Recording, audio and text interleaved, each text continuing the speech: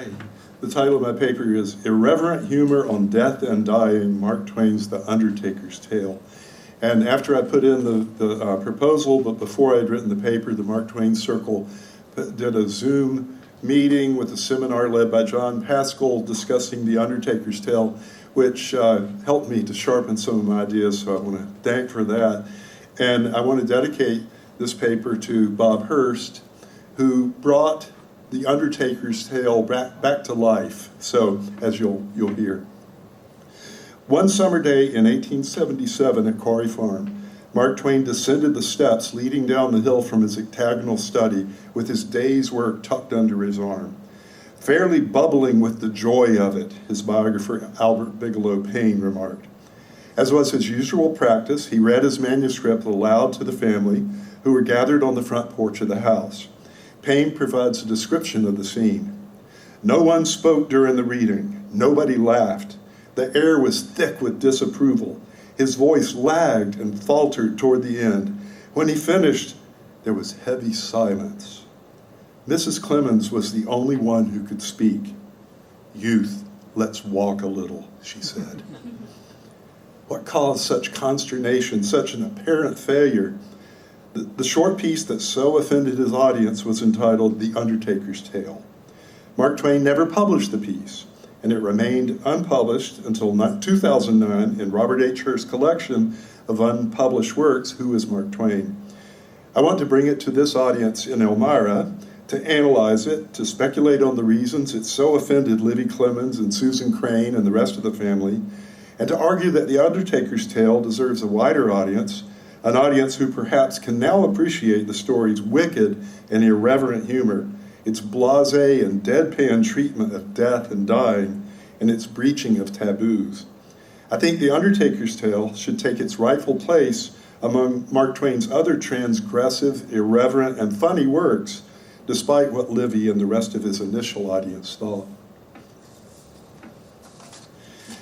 Like other Twain short pieces, The Undertaker's Tale is a frame story, with a short introduction by an unnamed outer narrator, presumably Mark Twain, then the rest of the narrative told by an inner narrator in first person. But there's a twist. The first narrator begins, "We did not drop suddenly upon the subject, but wandered into it in a natural way, I and my pleasant acquaintance." The subject, of course, is undertaking, and only the title tells us that. It is as if Twain is reluctant to broach the subject. Unreported is the obvious question, how did you become an undertaker? It could also be that Twain did not tell his family audience what his title was, thus delaying that revelation until later. Then the narration by the pleasant acquaintance begins. Undertakers are, of course, always pleasant. As Robert Hearst notes, Twain's tale resembles a Horatio Alger story about a homeless 15-year-old boy suffering from hunger and being mistreated by strangers. Toward nightfall on the 14th of January, 18 blank, I trudged into the poor little village of Hydesburg. I had walked far that day, at least it seemed like far for a half-starved boy of 15 to have come. I had lain in a barn the night before and been discovered and roughly driven away early in the morning. I had begged for food and shelter at 3 farmhouses during the day, but had been refused. At the last place, the children set the dogs on me, and I was glad to get away with some loss of flesh and part of my rags. I was very hungry now and very tired. The wounds made by the dogs were stiff and painful. I had been an outcast for a month and had fared harshly all the time. I was hopeless now and afraid to supplicate at any door. But then he stumbles upon an inviting domestic scene. I stopped in front of a small house and leaned on the low fence, for there was a pleasant picture for an outcast visible through one of the windows. It was a family at supper. There was a roaring wood fire burning on the hearth. There was a cat curled up in a chair, asleep. There were some books on a whatnot, some pictures on the walls, but mainly there was a smoking supper. A benevolent-looking man of middle age sat at the foot of the table, a motherly dame at its head, and a little boy and girl at one side. It was like looking into paradise. True to the form of this kind of sentimental, melodramatic story Twain seems to be setting up, a sweet young girl invites the friendless boy into the family circle where he is fed and allowed to sleep for the night. But a sudden turn in tone and humor occurs in the story's second section, with the narrator stating, "It seemed to me as if I had always been a part of this dear, good, loving family." Then in an offhand comment, "I called Mr. Cadaver father and his wife mother." Thus begins Twain's continuously ironic stance, a seemingly sentimental melodrama punctured by anti-sentimentalism and transgressive humor. The beginning of the next paragraph is key.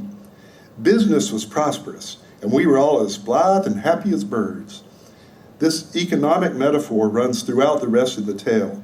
Death as capital, corpses as assets. Mr. Cadaver buys a graveyard as a gift to his daughter and her sweetheart, Joseph, going into debt to borrow the money from old Marlowe, the skinflint. Joseph remarks, again offhandedly, "If we have a good season, I can pay off the debt in 6 months." The Cadaver family responds cheerily about the prospects. "That will be a pleasant thing," said the old man, "and I think the signs are in favor of a good season. It is very changeable winter, with much wet and much cold." "Yes," said Mrs. Cadaver, "it is just such a winter as the one before Jimmy was born. There was ever so much croup and pneumonia in the spring." "I remember it," said Gracie. "There was ever so much sickness, and very few got well. I remember Father saying he had never seen business so brisk." Mr. Cadaver drew a long sigh. He said, "Those were great days, great days. They don't often come. However, it is not for us to complain. That would be ungrateful indeed." For the rest of the piece, Twain's inversion is complete. Health is bad, sickness is good, life is bad, death is good, and above all, death is money. Then trouble comes for the Cadavers, and again, Twain uses economic metaphors, the narrator tracing the passage of the seasons. "Business began to grow dull while the winter was still upon us. It steadily slackened. Presently it had so dwindled that there was no trade but in chronic consumptions, and it is hardly worthwhile to mention that there is never much doing in cases of that sort in little country villages. The joy in the faces of the family gradually gave way to anxious looks, and we had but little pleasant talk evenings. Things grew only worse as time went on. The spring opened gloomily. We had day after day of brilliant sunshine, clamor of warbling birds, balmy, healing, vivifying atmosphere, everything to make us dismal, heartsick, hopeless.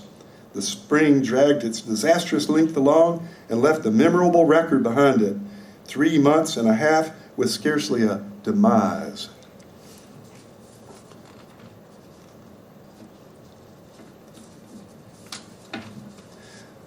They get ready for what the narrator calls blithely but grimly the summer trade. He continues, "There came news that the cholera had spread in the seaports, and for the first time in months we had an old-time evening of innocent gaiety in place of bowed heads and heavy sighs. But their happiness at the prospect of a deadly outbreak does not last, breaking up like a summer thunderstorm. The disease spread from village to village till it reached within 5 miles of us. Then it split apart and wandered far away on either side, leaving our town untouched." "It is very hard," said Mr. Cadaver, and we saw the tears trickle through his fingers as he sat with his hands clasped over his face, rocking to and fro and softly moaning. In the midst of this unhappiness, the narrator has pleasant memories of former times, with Mark Twain's ironic inversions and economic metaphors on full display. "Once it had been our happiness on peaceful Sabbath afternoons to stroll to Joseph's graveyard and count the new mounds and talk of the prospects. But this had long ceased. There were no new mounds anymore. The turf had grown old upon all. There was no longer anything about that graveyard that could cheer our hearts, but much to sadden them."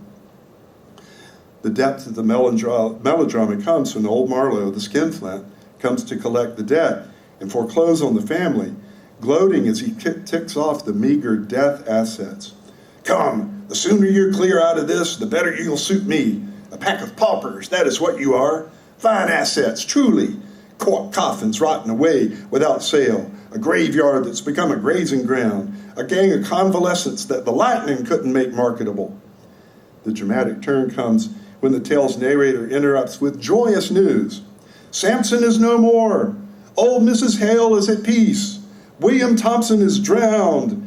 George Simpson has had a relapse and the rattle in his throat. And hark ye, wretch, the cholera is at our very doors and in its most malignant form. Oh, precious, precious tidings, Mr. Cadaver responds. Blessed be the tongue that uttered them.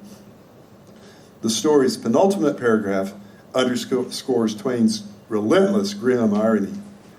Little remains to be told. Our prosperity moved straight along without a halt. Everything seemed to conspire to help us. No village in all the region was so ravaged by the pestilence as was ours. The doctors were the first to go, and those who supplied their places passed through our hands, and Joseph's, without halt or delay.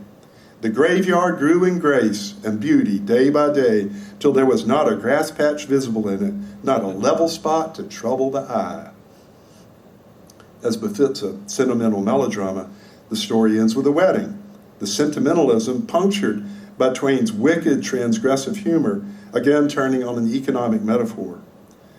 All in good time, Joseph and Gracie were married, and there was a great and costly wedding. As if to make everything complete and leave nothing to be desired, the commerce of the wedding day paid the entire expense of the occasion, and Mr. Marlowe himself headed the procession in a $60 casket. That seemingly innocent phrase, the commerce of the wedding, actually refers to the wedding guests, themselves reduced to the status of commerce, who pay for the joyous wedding by dying off in droves, a big gathering in the time of cholera. I'm reminded of the deadly results of our big gatherings during the beginnings of the COVID-19 epidemic. A tragedy, but a boon to the Undertakers. The Undertaker's tale is transgressive about a taboo subject, but Mark Twain wrote and published other pieces that broke taboos of death and dying, including Lucretia Smith's Soldier, Cannibalism in the Cars, The Story of the Good Little Boy Who Did Not Prosper, and The Invalid Story, among others. And he had written specifically about undertakers hoping for commerce and death before, as in Grandfather's Old Ram, or as he was to write in Pudd'nhead's Calendar. Let us endeavor so to live that when we come to die, even the undertaker will be sorry. So what is it about the Undertaker's tale that so offended Olivia Clemens, leading her to convince her husband to confine the story to the wastebasket? The obvious answer is the way the story breaks taboos about death and dying, common to all ages, but especially to the Victorian age. People in the 19th century were much closer to death than we are. Because of the relative lack of medical knowledge, and thus the prevalence of many diseases that we've now eradicated, death touched more families, especially infant death, resulting in greatly decreased life expectancy. In addition, death was literally closer to families, with most deaths occurring in the home rather than in a hospital, with the deceased often lying in state in the house's parlor, watched over in the night by the grieving family members. And in 1877, the horrific death toll of the American Civil War was still fresh, a death toll that touched so many families. We know, of course, of Olivia Clemens' role as a gatekeeper for her husband's works, even though she was not guilty of as much censorship of Mark Twain's works as has been posited since Van Wyck Brooks' allegations against her in the 1920s and the ordeal of Mark Twain. But she did keep a close watch over his work, and The Undertaker's Tale would certainly be a work that would set off her alarm bells about propriety.